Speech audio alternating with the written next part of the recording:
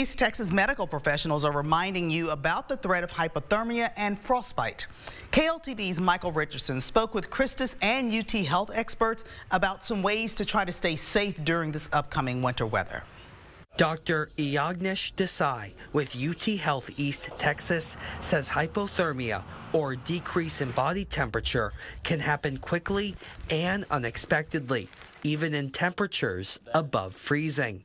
He adds hypothermia tends to cause confusion. And patients, we call it the umbles, they get stumbling, fumbling, mumbling and grumbling because they're not able to think properly and they can't function properly. Frostbite, he mentions, causes cold-related injuries, including blisters and parts of the body to lose color. We tend to try to rub our tips of fingertips or whatever to try to rewarm them, and you want to avoid that in any sort of frostbite injury as it can cause further damage. For frostbite, Christus Health's Kristen Bedingfield advises not to submerge numb fingers into hot water. So if the appendages or fingers do get cold, it's a gradual rewarming, not putting in hot water or heating blankets. Like, it's a gradual rewarming for anything that feels super cold, because your fingers can get numb and you can't feel the burn from the water. It's a very serious condition.